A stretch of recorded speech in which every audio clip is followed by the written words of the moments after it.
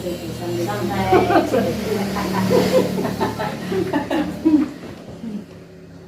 Baik, Bu. Assalamualaikum warahmatullahi wabarakatuh.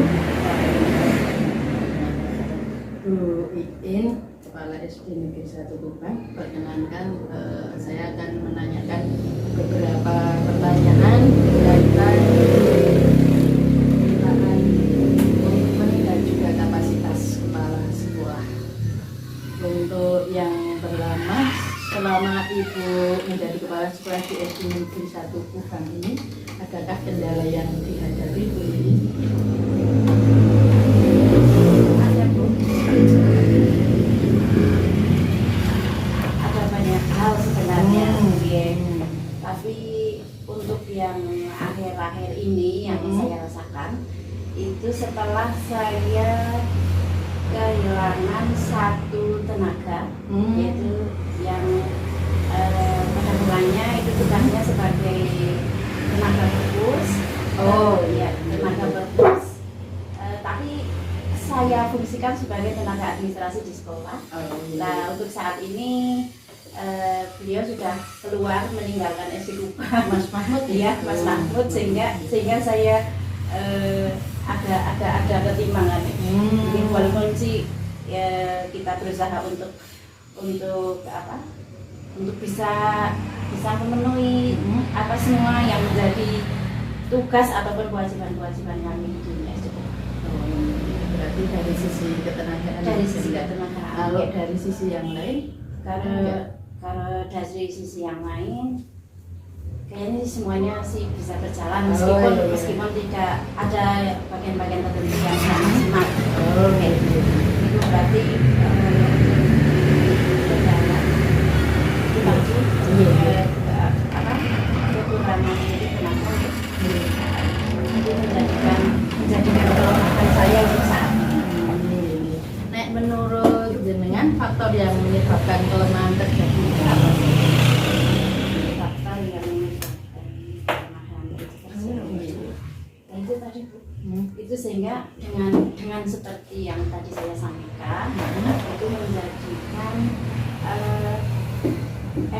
efektivitas cara mengajar guru kita menjadi agak sedikit berkurang.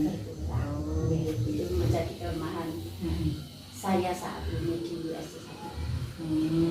Nah, dengan adanya kelemahan ini, itu kan Bu Iin punya langkah-langkah konkret untuk mengatasi kelemahan. Sudah adakah langkah konkret yang ditempuh Bu Iin untuk mengatasi kelemahan tersebut? Sejauh ini saya melaksanakan langkah-langkah mengadakan rapat, mengadakan rapat antara pendidik dan tenaga pendidikan, kemudian mengadakan musyawarah juga bersama dengan semua tenaga yang ada di satu tempat untuk musyawarah mencari solusi. Berarti saling koordinasi. Kalau dampaknya, dampak kelemahan yang terjadi itu terhadap pembelajaran, ada yang dirasakan tidak? Iya, ada yang kita rasakan yang ini nampak sekali itu menjadikan siswa tidak tertib. Siswa tidak tertib, tidak disiplin, itu yang pertama. Kemudian materi pelajaran itu menjadi tidak tersampaikan dengan tuntas. Gitu. Karena adanya kelemahan tersebut. Kalau tadi kan sekolah kita sudah melakukan langkah-langkah untuk mengatasi kelemahan tersebut. Langkah konkret itu apakah sudah bisa mengatasi kelemahan yang terjadi? Ya, alhamdulillah, walaupun mungkin belum maksimal, tapi sudah menunjukkan adanya perbaikan dari yang saya rasakan. Itu misalnya dengan saya melakukan rapat, di dalam rapat itu saya berusaha untuk menemukan kesadaran bagi pendidik dan juga tenaga kependidikan dalam menghadapi kelemahan yang ada ada di SD 1 Tuban tersebut. Kemudian setelah saya berusaha seperti itu, walaupun kadang lupa, tapi ya namanya manusia ya mungkin itu kesadaran itu muncul, tumbuh pada tenaga pendidik dan kependidikan yang ada di SD 1 Tuban. Ya, sehingga walaupun belum maksimal itu bisa mengatasi dampak dari kelemahan yang muncul di SD 1. Nah, kalau komunikasi dan koordinasi antar berbagai pihak di sekolah dalam menghadapi kelemahan tadi dan juga untuk mengoptimalkan kekuatan, apakah sudah ada upaya kolaborasi? Sudah Bu, ini alhamdulillah di SD 1 Tuban itu khususnya untuk pendidik itu yang ASN itu kesadaran untuk memenuhi jam kerjanya itu sudah ada, sehingga pendidik yang sudah berstatus ASN di sini itu sudah tidak pengen pulang gasik seperti itu. Kecuali kalau misalnya memang ada nggak enak badan atau ada kepentingan yang mendesak lah, itu lain. Itu memang kalau seperti itu ya namanya manusia pasti ada hal-hal yang seperti itu mungkin. Tapi kalau untuk keseharian itu menjadi kekuatan kami, itu adanya kesadaran pendidik yang ASN, pendidik dan tenaga pendidik karena saya termasuk tenaga pendidikan itu sudah sadar untuk memenuhi jam kerja sehingga itu menjadikan sumber kekuatan kita. Kesadaran itu ya alhamdulillah itu. Nah, adanya kelemahan dan kekuatan tadi kira-kira mempengaruhi rencana dan program pembelajaran di sekolah SD Negeri 1 Tuban tidak? Itu jelas ya Bu ya. Kalau itu jelas kelemahannya menjadikan rencana program pembelajaran di SD 1 Tuban tadi sudah saya sebutkan bahwa materi pelajaran itu tidak tersampaikan secara tuntas. Artinya apa? Artinya karena kita mengalami kelemahan tersebut, kita kan menjadikan non-sewene sambrangan itu dilalui, tapi anak-anak sebenarnya sudah paham betul apa belum, seperti itulah. Itu upaya yang berusaha kita lakukan itu dengan menambah jam pelajaran di luar jam pokok kegiatan belajar mengajar, misalnya dengan menambah les. Kalau misalnya sudah akhir semester ternyata yang ini bagian ini kok belum mantap, belum tuntas betul dirasakan oleh guru, sehingga kita mengadakan seperti itu. Berarti itu ada penyesuaian atau inovasi ya, baik dari kurikulum maupun metode pengajaran. Metode pembelajaran sudah kita harus tidak monoton. Misalnya kita berusaha untuk menjadikan anak menjadi lebih tertarik atau menarik. Karena memang di sini mau bagaimana diakui atau tidak, itu di sini memang di antara kendalanya itu kelemahan yang ada di sini itu kan misalnya gitu ya, itu karena tadi kurangnya tenaga administrasi, sehingga guru-guru kita kan harus mengerjakan administrasi. Bisa jadi pas jam pembelajaran harusnya mengajar di kelas, tapi karena ada pekerjaan administrasi, misalnya tagihan yang mendesak, sehingga kan guru tersebut yang harusnya mengajar di kelas harus mengerjakan administrasi. Itu yang pertama. Kemudian juga kelemahan yang ada di kita itu kan ada anak berkebutuhan khusus. Lah itu mau di caranya mau dimaklumi atau tidak dari pihak luar, itu memang menjadi satu kelemahan di sini, karena dengan adanya anak tersebut, anak ABK itu misalnya guru sudah merencanakan mau melaksanakan kegiatan belajar mengajar sesuai dengan jam dan programnya itu RPP-nya misalnya atau modul pembelajarannya kan sudah disusun. Tetapi dalam perjalanannya, dalam proses pembelajarannya ternyata si ABK tersebut itu sedang rewel, mengganggu, sehingga anak yang lain merasa terganggu dan guru tersebut harus melayani atau mengurusi anak ABK tersebut, sehingga menjadikan anak yang lain jenuh, gurunya juga capek, sehingga akhirnya jam pelajaran belum selesai, akhirnya disudahi. Itu kan menjadikan kelemahan kita seperti itu. Ya, bilang ABKI sebenarnya kelemahan, tetapi bisa jadi peluang dan kekuatan. Karena tidak semua sekolah kan punya itu. Misalnya di sini kok Dilalai bisa melayani dengan baik yang ABK, kan bisa jadi runutan atau rujukan bagi sekolah yang lain untuk katakanlah belajar di sini atau situ dibandinglah itu. Oke. Nah, ini untuk yang antisipasi kelemahan dan kekuatan. Apakah ada pernah inisiatif untuk mencari cara lain yang sejenis? Inisiatif yang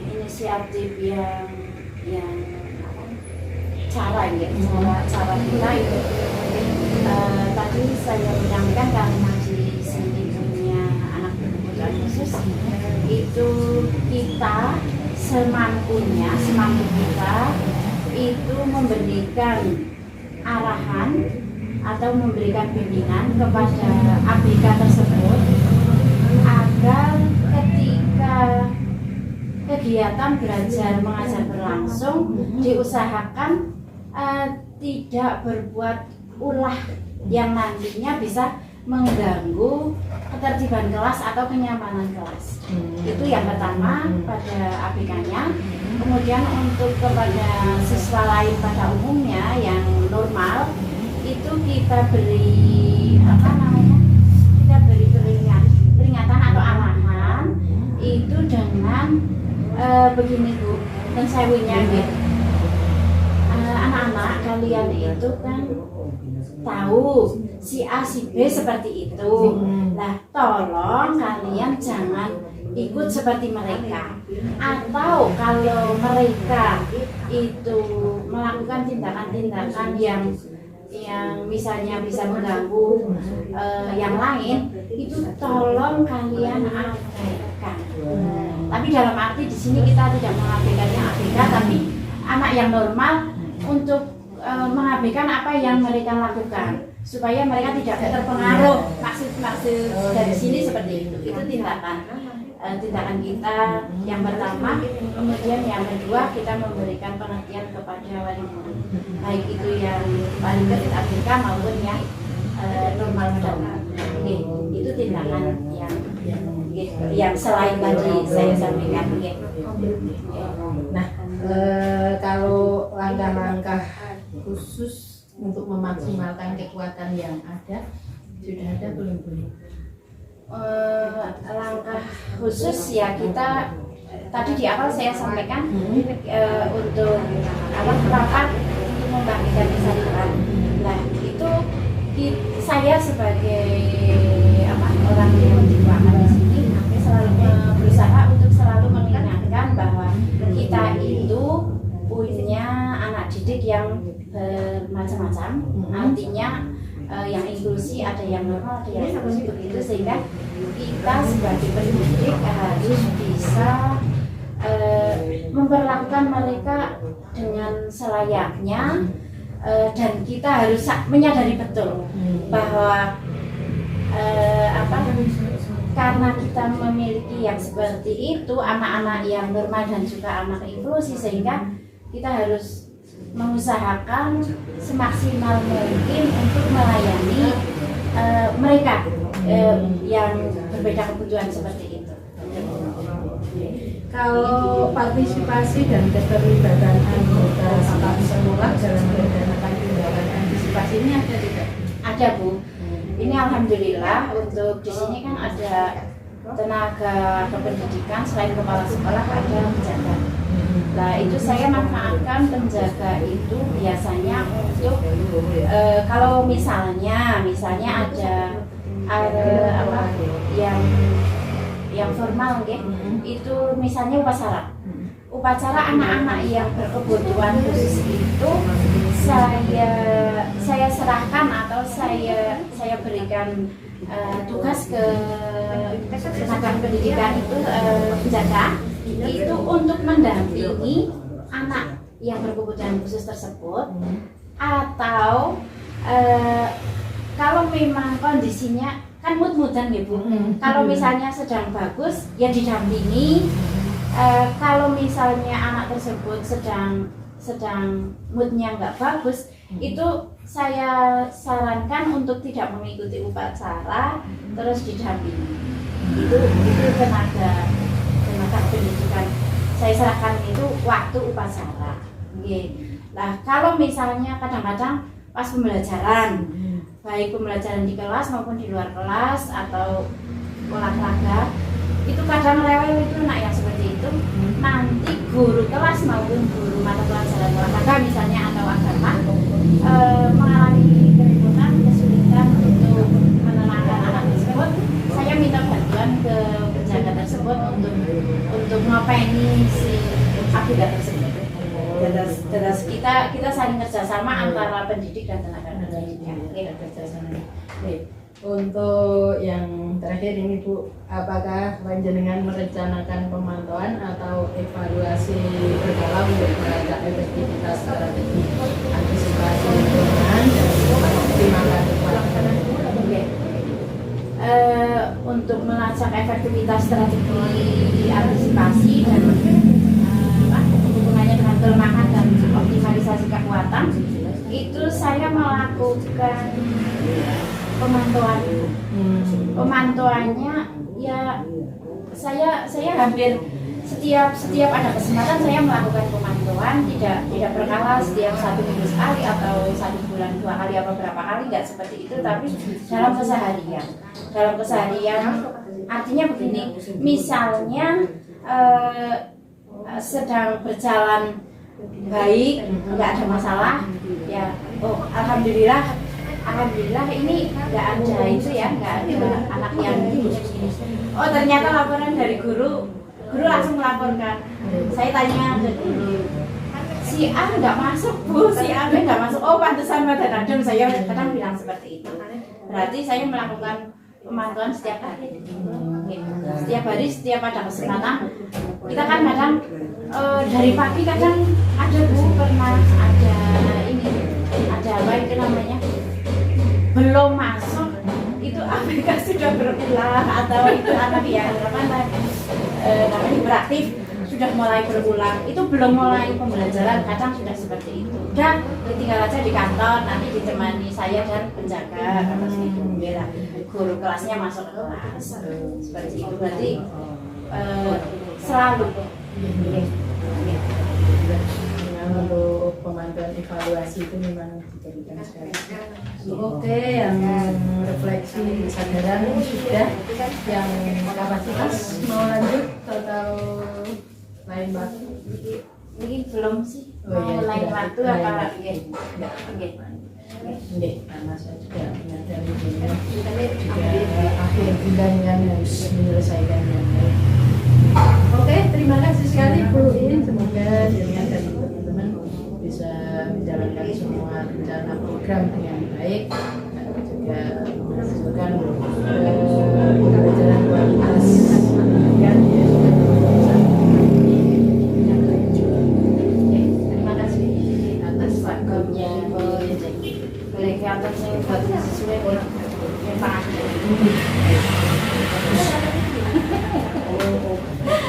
Kan bukan ujian, udah kita laksanakan semua.